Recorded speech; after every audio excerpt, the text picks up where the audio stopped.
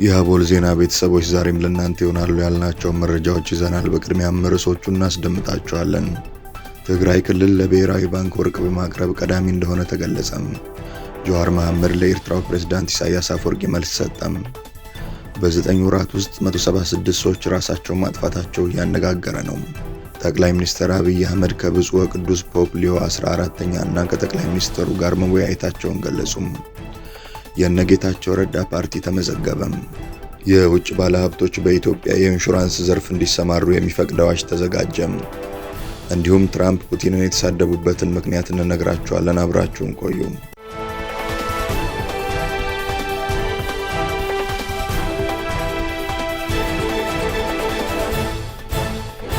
ሰላም ጤና ይስጥልን። ይህ አቦል ዜና ነው።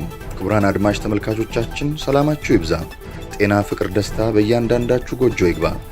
ትኩሱን እፍታውን ለእናንተ ለተከበራችሁት ይዘን መጥተናል። ቻናላችንን ላይክ፣ ሼር እና ሰብስክራይብ በማድረግ አጣጥሙልን፣ ለወዳጅ ዘመድም አጋሩልን። እናመሰግናለን። በ9 ወራት ውስጥ 176 ሰዎች ራሳቸውን ማጥፋታቸው እያነጋገረ ነው። በሆስፒታል የድንገተኛ ክፍል ሐኪም ዶክተር ጓዴ ተዋበ ለቲክቫ ኢትዮጵያ በሰጡት ቃል ራሳቸውን የሚያጠፉ ወጣቶች ቁጥር ከጊዜ ወደ ጊዜ የተበራከተ መጥቷል ብለዋል። በየቀኑ አንድ ራሱን የሚያጠፋ ወጣት ወደ ሆስፒታሉ ይመጣል ያሉት ዶክተር ጓዴም በአብዛኞቹ ለበረሮና ለአይጥ ማጥፊያ ተብሎ የሚሸጠውን ሜታሎፖፓይድ ተብሎ የሚጠራውን ጸረ ተባይ መድኃኒት ነው የሚወስዱት ብለዋል። በ9 ወራት ውስጥ 176 ያህል ወጣቶች ራሳቸውን እንዳጠፉ የሚናገሩት ዶክተር ጓዴም አብዛኛዎቹ ከ15 እስከ 30 ዓመት ዕድሜ ክልል የሚገኙ ወጣቶች እንደሆኑ ገልጸዋል።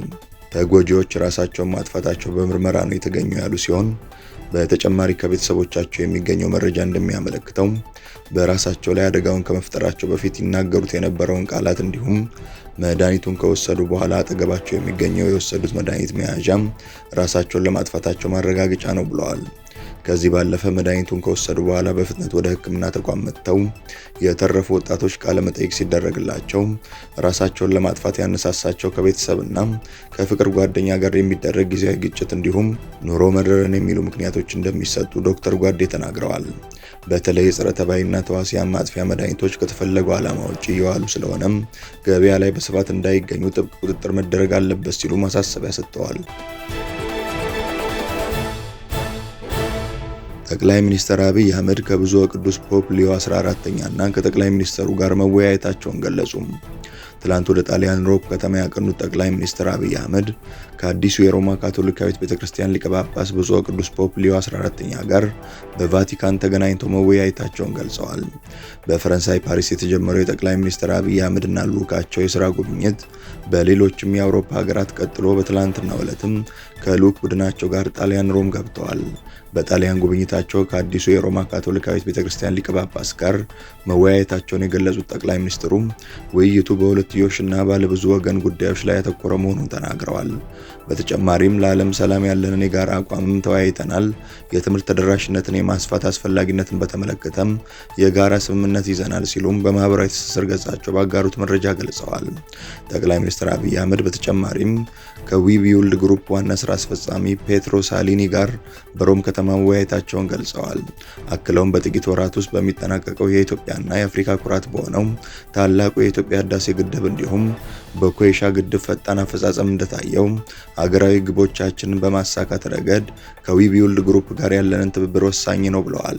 በውይይቱም በመሰራት ላይ ባሉት ፕሮጀክቶች አፈጻጸም በፍጥነት በታገዘ ውጤታማነት ላይ ፈጠራንና ዘላቂነትን የስራዎቻችን ማዕከል አድርገን መያዝ እንደሚገባ ተነጋግረናል ብለዋል። ዶክተር አብይ በመጨረሻም ከጣሊያን ጠቅላይ ሚኒስትር ጆርጂያ ሜሎኒ ጋር ውይይት አካሂደዋል። ትላንት ምሽት በተካሄደው ውይይት የሁለትዮሽ ትስስር፣ ኢንቨስትመንትና ፋይናንሻል ጉዳዮች ላይ ያተኮረ እንደነበር ተዘግቧል። ትግራይ ክልል ለብሔራዊ ባንክ ወርቅ በማቅረብ ቀዳሚ እንደሆነ ተገለጸ። ኢትዮጵያ በበጀት ዓመቱ 10 ወራት ውስጥ ከወርቅ 2.57 ቢሊዮን የአሜሪካ ዶላር ገቢ አግኝታለች ተባለም። በአጠቃላይ 29.396 ኪሎ ግራም በላይ ወርቅ ለብሔራዊ ባንክ ቀርቧል። እንደ የማዕድን ሚኒስቴር ገለጻ ከክልሎች ለብሔራዊ ባንክ በቀረበው የወርቅ መጠን ትግራይ ክልል መሪነቱን ይዟል። በመረጃው መሰረት ትግራይ 12210 ኪሎ ግራም፣ ኦሮሚያ 6910 ኪሎ ግራም፣ ጋምቤላ 4590 ኪሎ ግራም፣ ቤኒሻንጉል ጉሙዝ 3689 ኪሎ ግራም ወርቅ ለብሔራዊ ባንክ አቅርበዋል። በሌሎች ማዕድናትም አመርቂ የሆነ ውጤት እየተመዘገበ እንደሚገኝም የማዕድን ሚኒስትር ዴኤታ አቶ ሚሊዮን ማቴዎስ ለአዲስ ዘመን ጋዜጣ ተናግረዋል።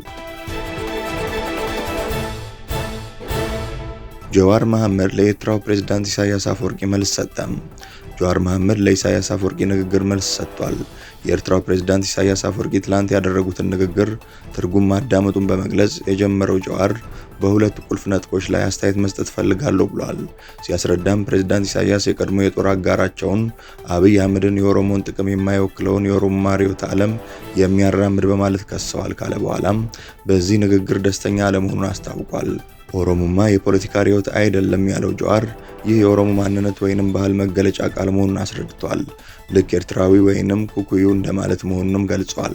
ቢሆንም ፕሬዝዳንት ኢሳያስ ከ7 ዓመታት በኋላ አብይ የኦሮሞን እሴት እንደማይወክል በማመናቸው ደስተኛ መሆኑን አስታውቋል።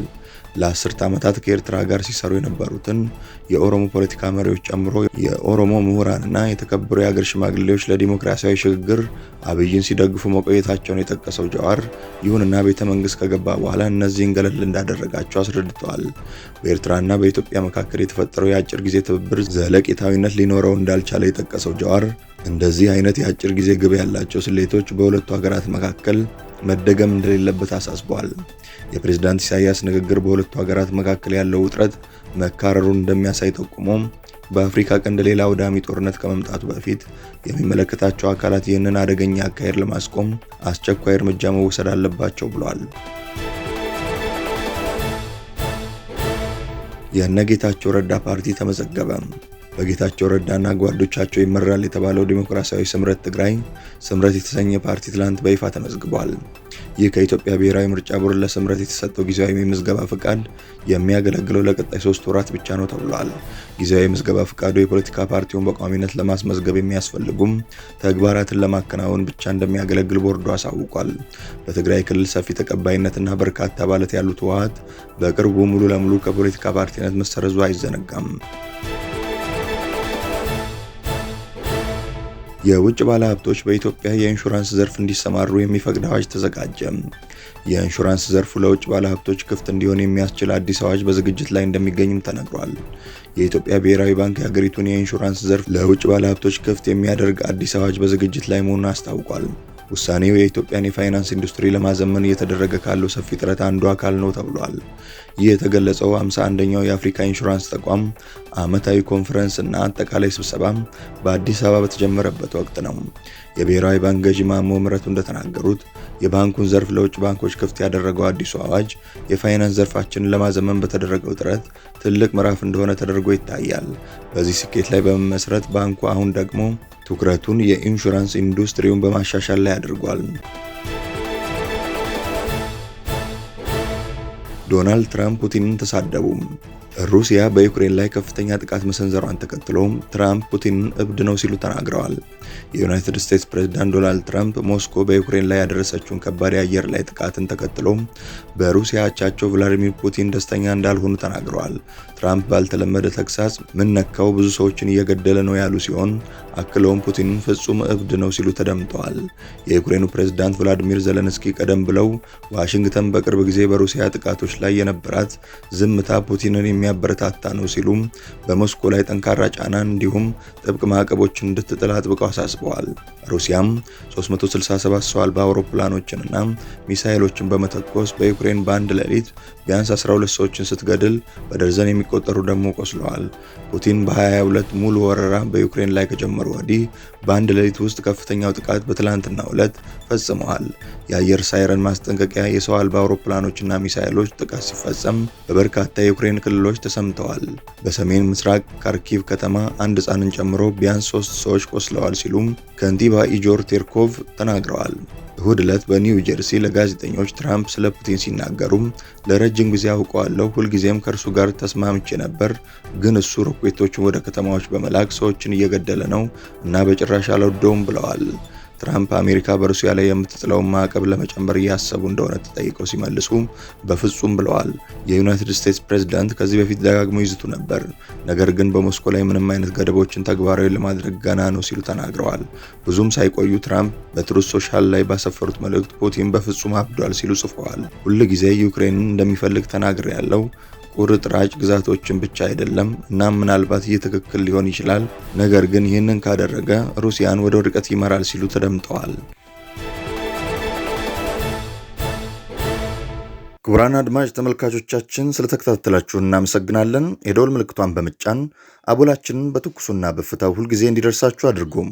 ለወዳጆቻችሁም በፍቅርና በቅንነት አጋሩ። ጡም ቡናችንን አቦል ግብዣችንን ይዘን ወደ በኋላ እንመለሳለን። በቸር ያቆየን።